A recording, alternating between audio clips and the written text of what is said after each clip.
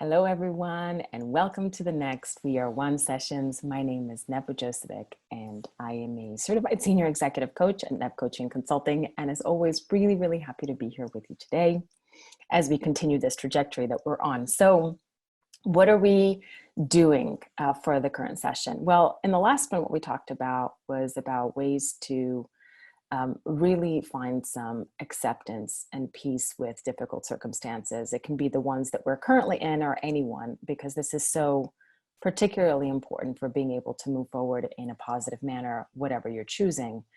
The second thing that we talked about was also how to then, within this particular circumstance, define your own sense of meaning or your own sense of success that makes sense for you right now. And as well, ways to really think about how to focus and identify priorities that are important to you in the current circumstances and going forward, knowing that those may have changed. So when we had this and when we started to establish this, the next question then became, great, if people have taken the time to really sit down and finalize what those new priorities might be, what their new sense of meaning might be, the next question is, how do we motivate towards this, right? How do we motivate towards this? How do I mobilize to get some positive results, to mobilize towards some positive change, right? And how do I get quality progress and all this? So this is what we wanted to focus on today, right? How to authentically boost motivation for the now and for the long term. So we're not just looking for the immediate circumstances, but also something that can help you going forward. How to optimize your productivity for meaningful progress and results, but not just results, right? We also want to try and define what progress truly means for people. And also how to create powerful flow that will help carry you forward and higher. And we'll see also how flow ends up becoming a major energy engine for so many people. But before we get started, I'd like to tell you once again a little anecdote. So quite a few years ago, when I was still very much struggling with the fact that I was the complete junkie for topics on productivity, for always trying to do as many things as I possibly could, as fast as I could, as best as I could. I'd love to tell you that I've completely changed.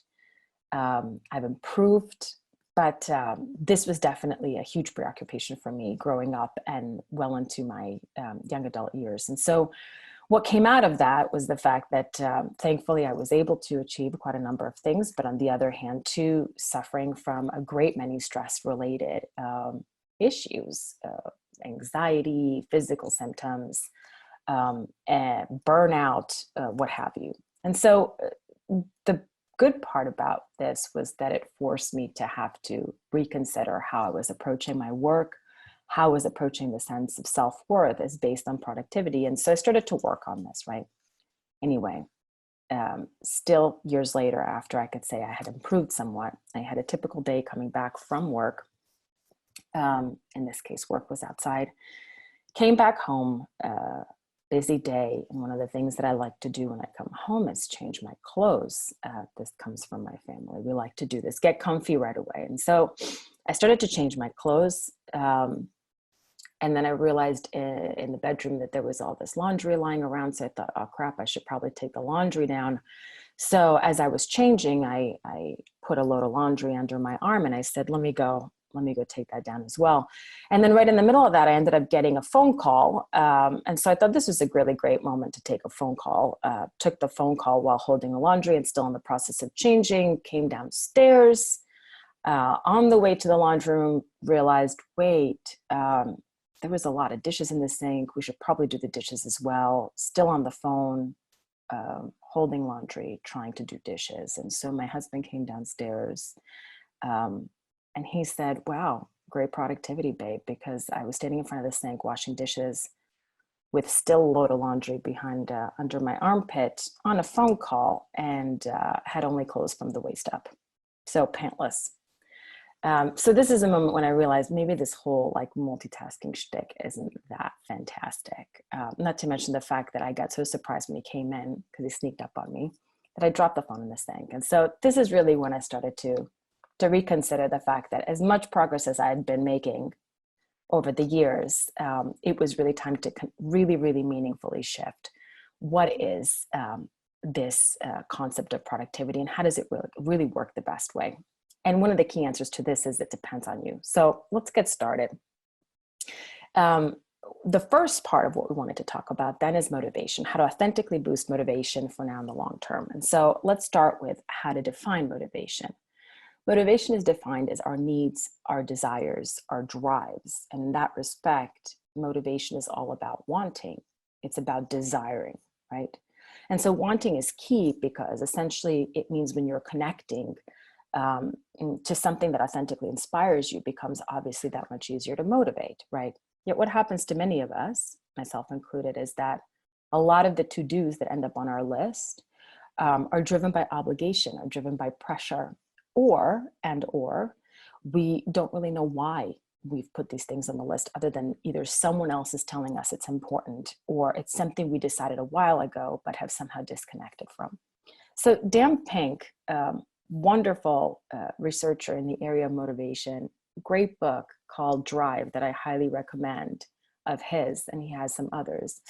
And his research found that there are three major elements that are required to have motivation and keep motivation. So the first is autonomy, right? This is the desire to direct your own life. He says we like to do things on our own terms as people. So that's why things like micromanaging or being spoon-fed too much, particularly as an employee, ends up being not that favorable, not that motivating for people. The second element that's really important for motivation is mastery, right? It's continually improving in something that matters to you. And so he says humans like to get better at stuff, right? But the key is to look for Goldilocks tasks, as he names them, which are tasks that are neither too easy nor too challenging. And I'm sure you've heard this as a kind of a best practice around identifying goals. The third thing that's required for motivation is purpose, right? And this is the fact that we have a desire to do things in service of something larger than ourselves, right? We like to make a difference, and we like to feel that the time and the effort that we're putting forward in things matter. So what do we learn from this when it comes to motivation? Basically that we're inspired by actions that first have meaning for us, right? They're important to us in some way, which is why we talked about that in the previous session. Actions that employ our strengths, right? So that if we're constantly trying to work with something that we don't have really a capacity to manage to function in, we're constantly going to be hitting up against frustration. The other is we like tasks that encourage us to improve. So if we feel that there's no trajectory, if we feel that there's no path of mastery, then we get bored, right? This is also why many companies, when employees feel like that there's really no ladder for them to climb, they don't get inspired or motivated to really do the best that they can. We also like tasks that, we can engage in on our own terms. Again, we like to tailor the way that we do things, make it in a way that makes sense for us and maybe employs the best of our skills. And also, again, serving something beyond just ourselves. Now, if you are still focusing very much on yourself right now, that's absolutely okay. And is only natural and makes sense because we are in particularly unprecedented circumstances, at least unprecedented for the last while, right? But the idea still becomes that with everything going on, or in any challenging circumstance, we have to orient towards a new bliss, to something to push us forward, right? To push or pull us forward. Because getting stuck, in the trenches and just going over and over again all the situations that are around us and the things that we cannot influence drives people nuts, right? So let me give you a silly example. One of the things that we started to get a little bit inspired and motivated by recently is puzzling. We like to do puzzles. My husband and I started off, this is something that I guess we used to do as kids occasionally on vacation.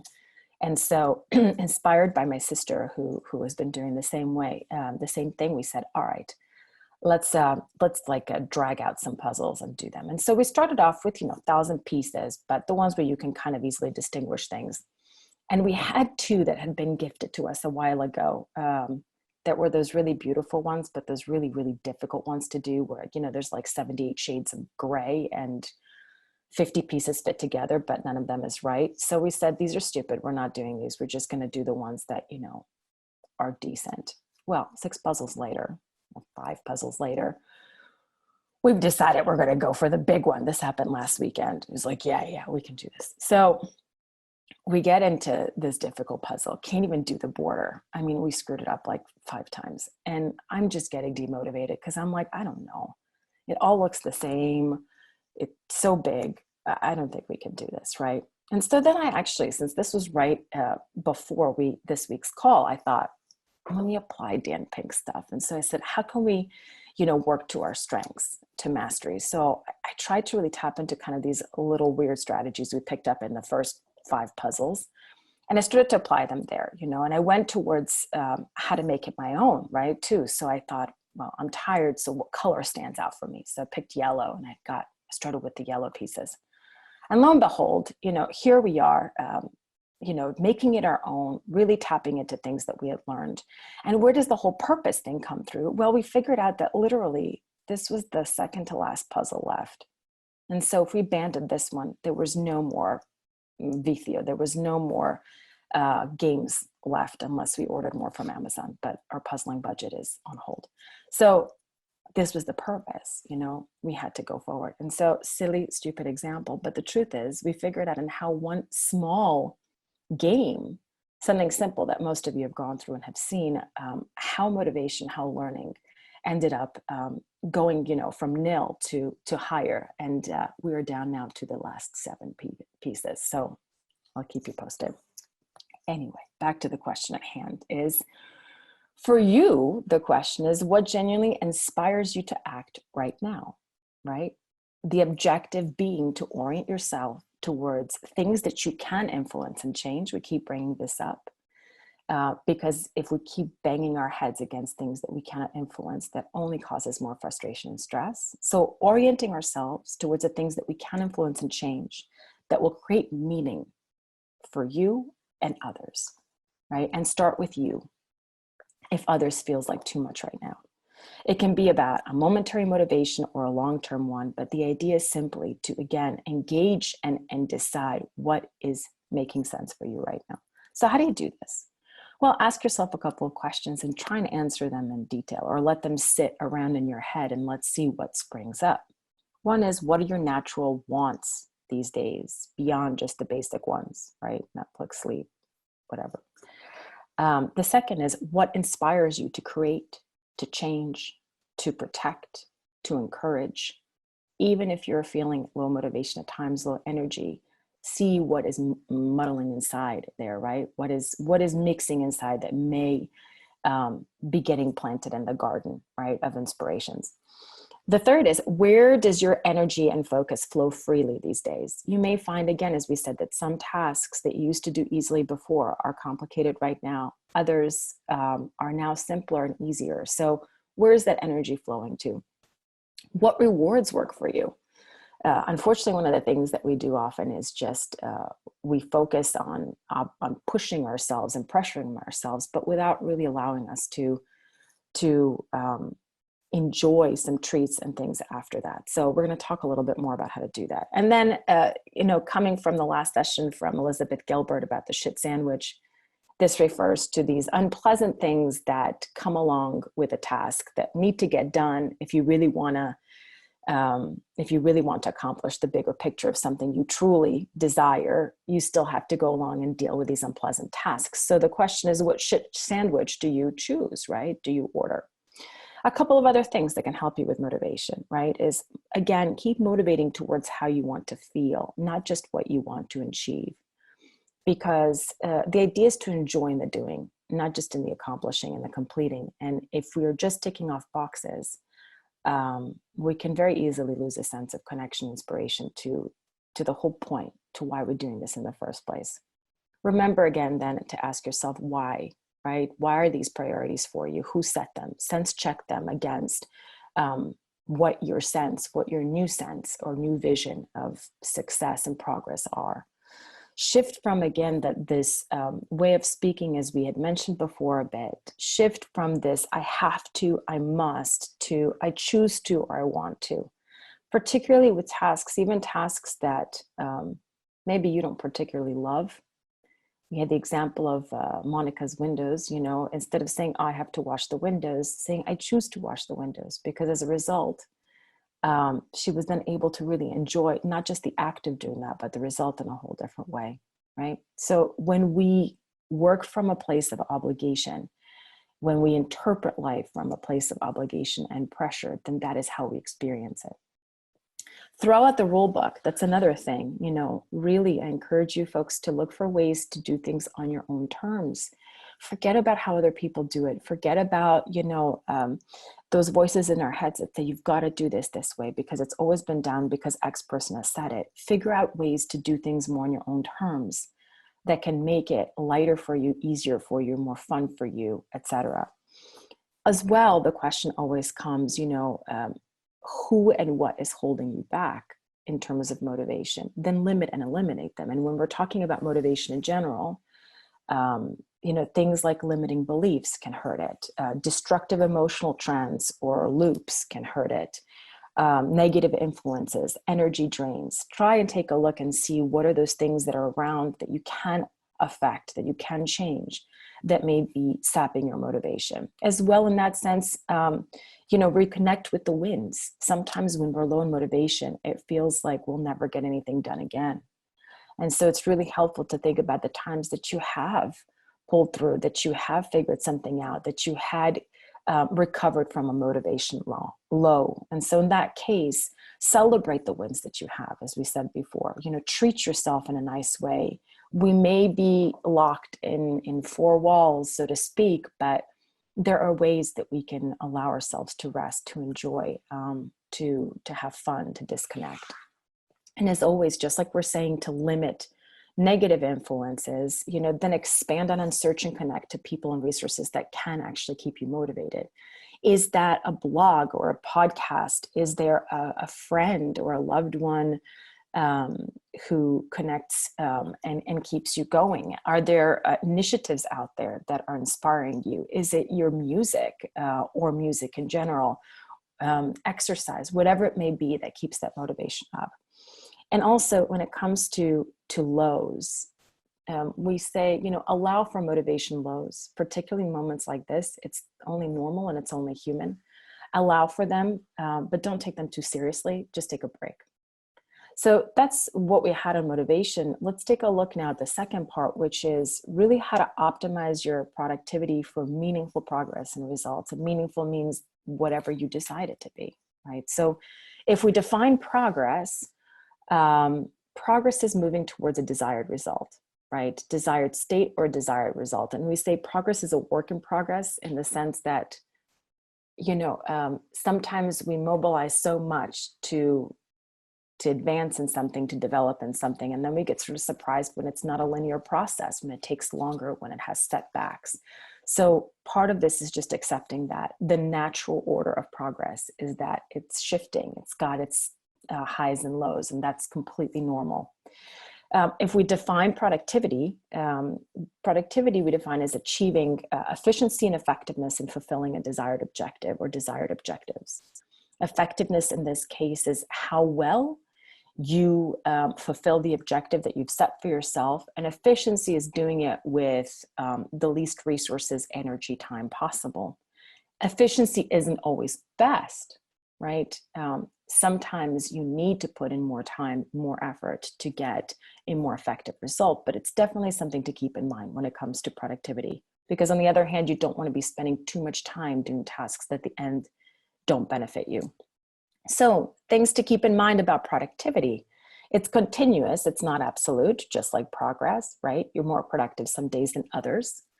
How you feel doing it is important. Again, as we said, just with motivation, as with productivity, is you could just be banging away a whole bunch of stuff, but at the end of the day, not feel much meaning behind it. And one size doesn't fit all. There are so many strategies, tools, concepts in the market about how to be more productive. And the idea is some may work for you, some may not. Some would work for another person. The key thing about productivity is understanding what helps you. It's also misleading, this idea of productivity. As we said, you can be checking off items, but feeling like you're not really progressing because maybe you're checking off items that at the end of the day don't contribute to the main things you're searching to do. Then it could happen the opposite. You know, you may not be able to check off any items, but actually inside feel like you are making some very important progress. This weekend, while I still continue and try to do many things, I decided I couldn't, I didn't want to. But somehow I latched onto this wonderful book, Inner Gold by Robert Johnson, and couldn't get enough of it. And so probably it was the only thing on my list that I can say I really did. But I had a massive sense of epiphany, inspiration, renewal from just this one item, right? Growth. So it can go either way. Sometimes as well, there are many more things that you're doing that you realize. People say, you know, oh gosh, I feel like I'm running around all day, but what do I do? And in some cases, maybe you're spending a lot of time doing things that don't matter, but in other cases, you're doing more than you appreciate. And we'll talk a little bit about that. The myth, the major myth, is that the more time, the more effort, the more stress, pressure you put in, the better the results, the better the quality of the work. And that's not necessarily true. You know, sometimes if you force yourself to do something at a time when energy is low and concentration is low, you can, you know, do it for 4 times as many hours and get a worse result than if you do it at your peak moment the next day, perhaps, and you may end up getting it done in, you know, a quarter of the time. So this idea of it's not just about working hard. Working hard is important to a degree. It's also very much about working smart, and that's what working smart means. So energy and concentration, we always, when we talk about this, we say, you know, think about it, energy and concentration on one side and activity on the other. The more activity that you do, the more, the less energy and concentration you have, because resources get spent, right? And they're limited.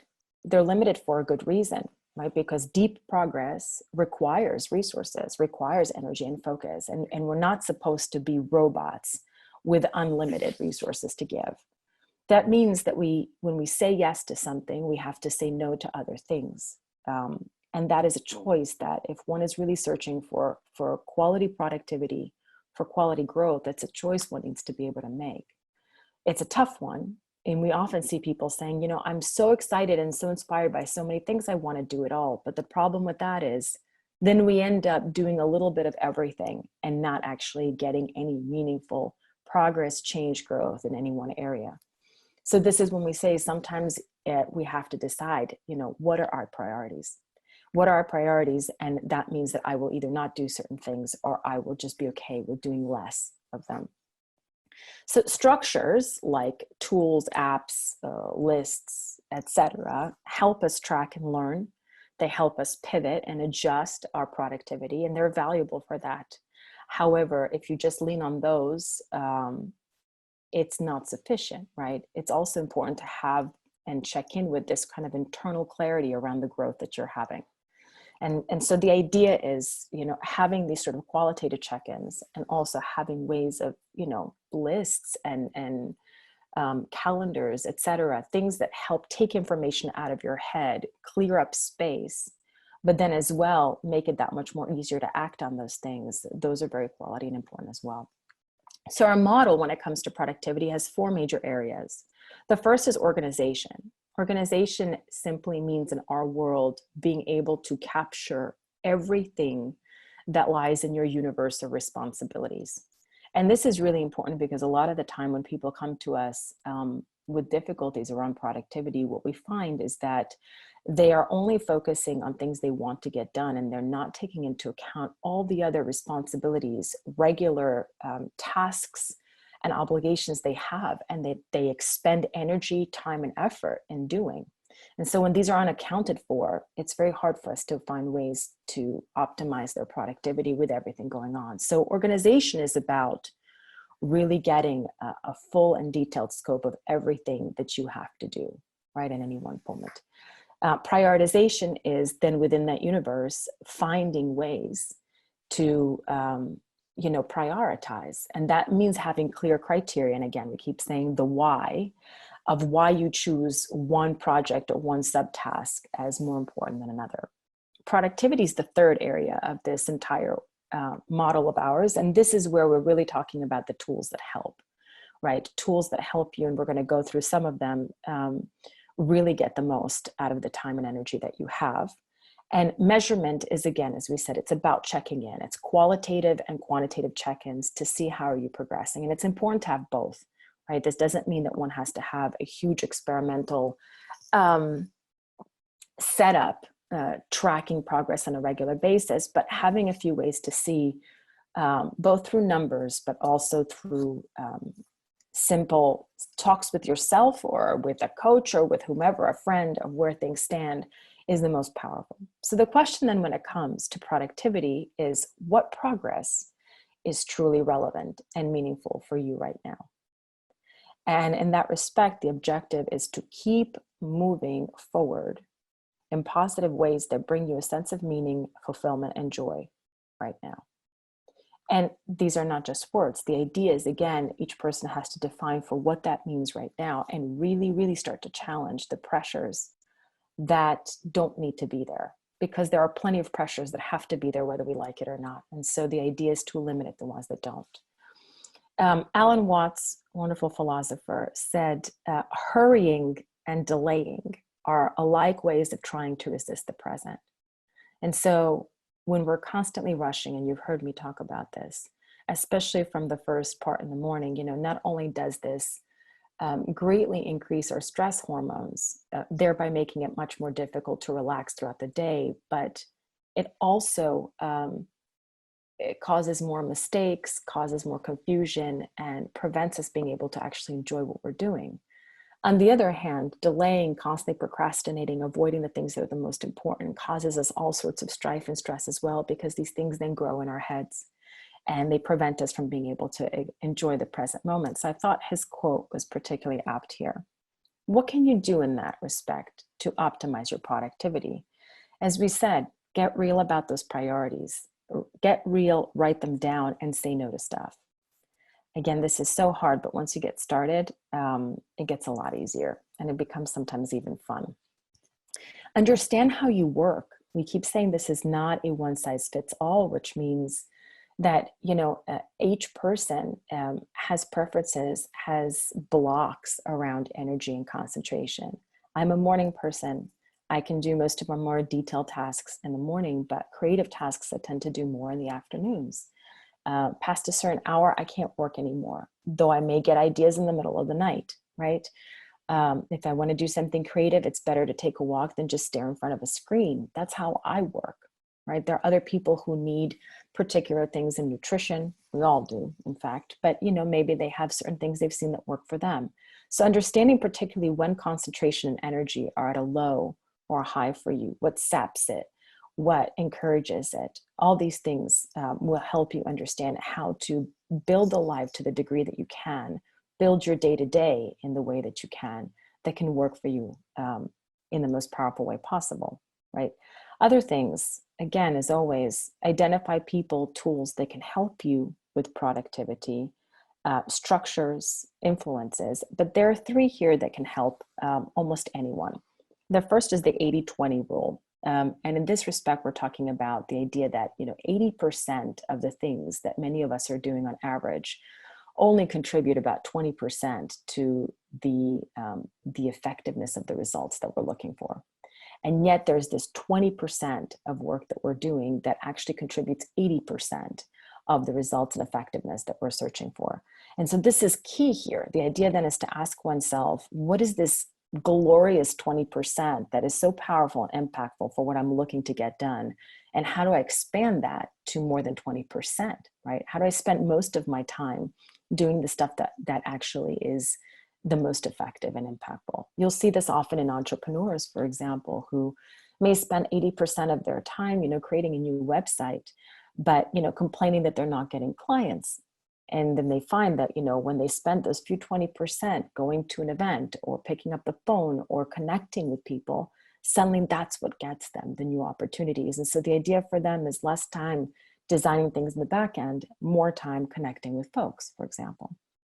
The second rule that almost works for everybody, I'd say, is the rule of three, which just means that at any one moment during a day, during the week, a season, a month, whichever, you decide the top three things that you need to get done first, no matter what. And people will say, oh, but I have so many other things I have to get done. And I'll say, yeah, that's great, but really, really, really, really focus on what are the first three things that have to get done. What this does is it helps us avoid procrastination. It helps us really hone in and take advantage of our energy and concentration at the best possible moments so that we can ensure that these three things get done first. And sometimes one of the three things is going to be something relatively small, but something that is eating away at you and that you need to get done first so you can unblock yourself, so to speak. And that's fine. You get to choose. The third major tool that we talk about all the time are mind maps and one-pagers. So anything that allows you within one page, and that page could be a very big page, to see your universe of something, whether that's your marketing strategy, whether that's your job search strategy, whether that's all the responsibilities you have for a particular project or things that are priorities for you right now. But instead of having to always dig through lists and complex documents, using sort of these one-pagers, and the more elaborate and the more beautiful and the more, self-tailored, the better. Again, look at the things that are stealing and draining your time and energy. But in this case, when it comes to productivity, we're really talking about routines that drain your energy. Maybe that's going to sleep too late all the time, or habits. Maybe you're drinking too much coffee and it's making you nuts, right? Situations. Again, this may have to do with people. It may have to do with particular work projects or collaborations you've agreed to. Dynamics, maybe there are dynamics in the home, dynamics with friendships. So things to keep in mind, again, that you can just sit and reflect on and say, really, what's working for me and what's not, and how do I make it work better for me? Avoid multitasking. It's much better to focus on something, as you've seen from my example, my pantless example. Small but consistent tasks are more effective than, doing one big task and then never doing it again. Yes, there are times that we have to kind of break through and maybe do one massive effort to make a big change. But most of the time, especially in times that are difficult, it can be more effective to just focus on small, consistent tasks over and over. Write down your achievements if you're feeling unproductive. We don't want people to badger themselves about their productivity, constantly checking lists. But if you're feeling like you're not getting anything done, and especially if you're starting to feel things like uselessness or hopelessness, then sit down and even write every little task that you've done at the end of the day, doing the dishes, taking a shower, taking care of the cat, whatever it is. But all these little things will show you that your day was filled up doing stuff that makes a difference. And remember that look for also ways where you are achieving but not growing. And so again, you're filling up time doing stuff that doesn't really matter to you or doesn't really make a difference in your life. And understanding also that time off and rest is not a nice to have. It's not a luxury.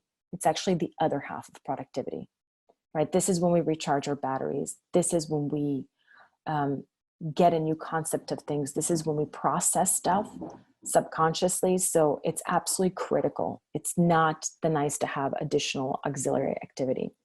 So remember that going slower and deeper while preserving your inspiration for things is really key and more effective in most cases.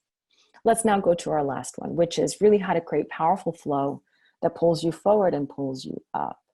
So flow is this special state. It's way beyond productivity, right? It's not just about getting a lot of stuff done and feeling good about it. It's really this kind of energized immersion and activity where effort and time become lost in favor of fulfillment, right? So we talk about this as being in the zone. Focus and presence, as well as enjoyment, become key in these kinds of situations of flow. And creativity is a major part as well. Creativity doesn't have to be, you don't have to be painting the next great masterpiece. You may just be finding a really cool new way to put together an impossible puzzle of 1,000 pieces. But in flow, because our minds let go in different ways, we're able to we're able to distill different combinations, new combinations, and come up with ideas. So this is really key. Why is it important? Flow reconnects us with the beauty and the joy in life. And even if you're someone who, that you believe doesn't really need these things, we all do, right? We all respond to something that looks pleasant, something that looks calming, something that is beautiful, right? And that can be a closet that's been reorganized. It can be a plant. It can be something you yourself created. It can be a sunset. But when we get into a flow, we reconnect with this. And this is where the meaning in life comes up again, right? That simplicity, the beauty of those everyday moments. Flow is also important because it taps into our childlike selves. And this is where, if you remember back when you were a kid, when you were in flow pretty much all the time, this is where life was simpler, was less complicated. And so flow in this respect reminds us of those moments and allows us in some way then to be able to get perspective and objectivity, to surrender a bit in a good way, as children do, right, to the moment. It allows us to disconnect from all the seriousness, from all the difficulty around us. And in that respect, it energizes us. And it can give rise to massive invention. It doesn't have to. But getting in the flow, as you've heard a lot of people say, is where, some of the most beautiful work happens. So the question for you is, for us, is what activities and influences allow you to lose yourself in the moment? And again, it can be anything. There's no judgment here. The objective being to nurture your freedom and your creativity, to try activities that can refresh your sense of flow and renew your energy, right? So we're trying to refresh ourselves, renew ourselves, get lost a little bit in a good way. How do you do this? Again, remember about the Goldilocks tasks. Choose something that is not too difficult, but not too easy. Because the idea is that we don't want you to get disappointed from the beginning, which is one of the first things that kills motivation. Forget expectations. The idea is to enjoy the moment, to enjoy the activity, right? And do so without pressure. That means be willing and open to try new things.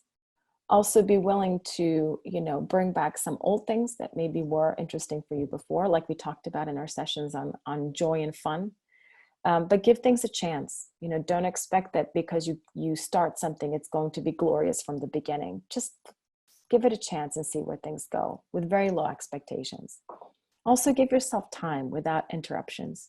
Flow requires time. It's not something you do in 5 minutes, right?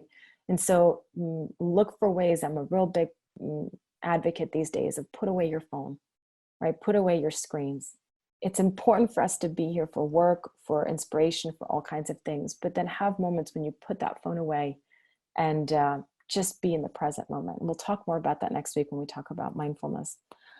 Don't be afraid to be wild, to do big things, to be imaginative, to be silly, to get lost, to get confused. This is all part and parcel of, trying to get into the flow state and being in it. Don't judge it. Don't judge yourself. Just let it be what it is, right? And see what comes out of it. And also understand and pay attention to what happens in the off times. Sometimes you may start an activity and, not get too much out of it, but then later on be surprised that after reading that book or doing that puzzle or whatever, having this particular dream, it'll come up in other ways and create more meaning and more ideas for what you're doing. So that's what I have for you today.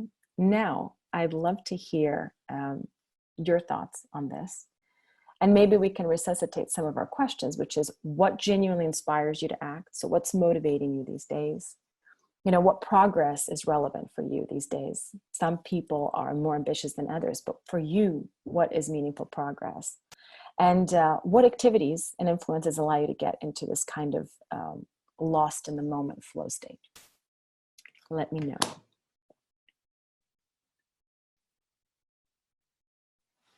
Any thoughts?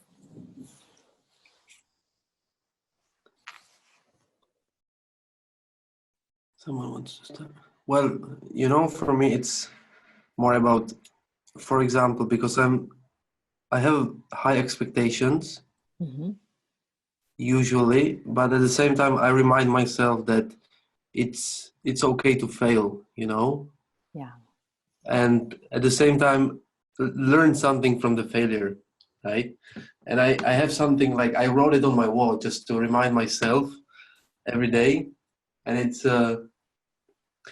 a quote which says, "You are alive, so take the advantage of it." And this is Is what I, always remind myself. Even though I fail, it's okay because there is so many people who fail on the way to the goals that they wanted to achieve.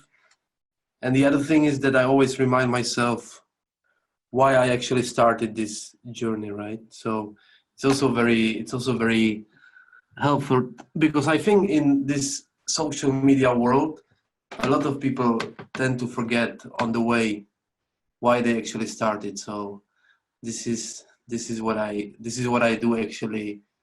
Actually, now I do it every single night just to Mhm. remind myself why am I doing what am I doing, and it's actually helped me to really relax and get to sleep. So That's wonderful, Mate. And I think you're showing also how having that why so clear reduces stress, right? Because on the way to anything, as you said very well, there's so many mishaps, there's so many failures, if we can call them. There's so many disappointments. There's so much work and intensity and all kinds of other stuff. But when one has a clear sense of their why, um, as you said, it helps you go to sleep at night and helps you keep going. And if you, at one point you start to realize the why has changed in a way that no longer works for you, then you also have a reason to shift. So I think that's a wonderful thing. And I love the fact that you have it on your wall. We're a big fan of this, to put stuff out where you see it. I wish I could show you on my wall, but you see a little bit. This was created by my beautiful Monica. And we have this all over the office, all kinds of things that remind us of what we're doing, why we're doing it, of the stuff that has been meaningful for us. So I think that's really wonderful. And if I may just suggest, um, failure, I think we all feel it, we all go through it. That's definitely true. But I'd like to define it as failure is when we quit, when we stop doing something when that's not the best option, right? When we quit doing something because of fear, because of laziness, let's say, when walking away is not the best idea, because sometimes the best thing to do you can do is walk away from a relationship, from a job, from a project, from whatever. Everything else is learning. Everything else is living, right? I don't know who said it, but if we got everything right the first time, how boring would life be? And we wouldn't even enjoy it. I remember, they tell the story of when I was a kid, I learned to ride the bike at some early age because I was pig-headed. And they left me outside and I was on a freaking bike for, I don't know, and my mom said the whole day, how many times you fell, how many times you banged your head, but it was like I was going to do it, So that would have been nearly nowhere near as fun or triumphant, if it was easy from the beginning. So I think it's wonderful that you bring that up. And I agree with you. and also if I can just add one Yeah, more thing, of it's course. that that like for a very long time I was afraid of this thing called failure, but now I just like changed my perspective because of the books that I read on the way. Mm. And the thing is, I'm actually getting every single time, I'm getting more and more excited about the failure because, as you said, it's not about failing, but it's about learning. And more you fail, more you learn, right? And it's just like for me, it's just like it worked perfectly because, as I said, like I'm getting so excited every single time, which is weird, right? Because many people they say, I don't want to fail, right? I'm afraid of failure. I prefer to keep doing the things the same way as I always did. But for me, it's just like, no, I wanna fail as much as I can in order to learn as much as I can. Yeah, and if that's your attitude, it's going to make you very, as they say, not just resilient, but anti-fragile, where the concept of resilience is, we're bracing ourselves against something and we're taking it, which is important. But anti-fragility is kind of this idea of even beyond that, it's kind of bring it to me, hit me with your best shot, right? With this idea very much that, as they say, what doesn't kill you makes you stronger, but also there's so much learning that comes from this. It's hard. Sometimes we fail at things that are so heartbreaking, right? Where there's been so much energy and love put into it, and it can be tough to see that.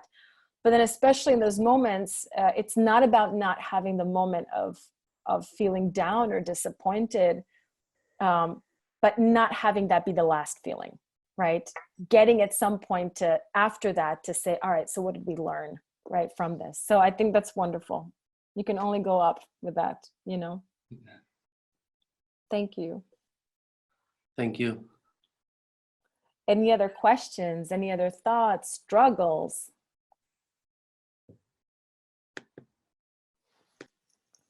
Hold on, I think. Do you want to say something? As I've been listening to you, it's really sort of grounded me. For the last 6 weeks, it's just been about get your head down and get through this list of things that you need to do. And I have had problems with motivation, but there's kind of been no choice. There's just been a lot of stuff that just really, really needs to get done. Yeah. And now, as I mentioned before, I'm moving into the next phase. It's really so vital. I haven't lifted my head for such a long time. And I really need to take that space to work out what does productivity actually look like, because what are my objectives and where do I want to go next? So I'm going to be spending some time by myself after this to try and answer some of the questions that you've given.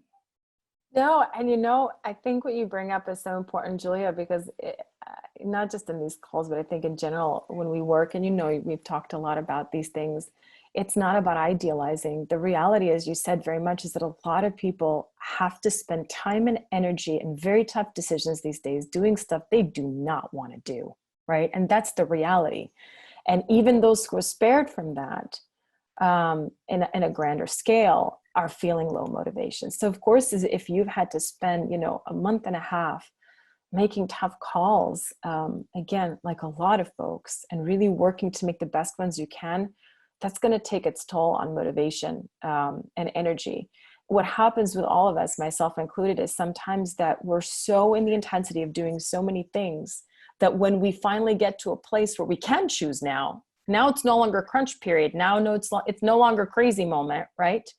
We forget to shift, right? To shift, as you said, like now I get to choose. Now I get to ask myself, now I get to stop. You know, I just get to stop. I get to do this differently. Even this morning, I noticed I was feeling a bit tired, you know, and I thought, wait, I don't have to do it like every morning. It took me a while. I was having this call in a couple hours, you know, but it was like, took me a while to be like, yeah. And so what's the worst that can happen if, you know, if you shift this morning in a little way so you can gain energy here to have it later. So I think you bring up an important point, and I'm glad that now you can ask yourself those things and take a moment for yourself. Thank you. Thank you. Anybody else? Any other thoughts, questions?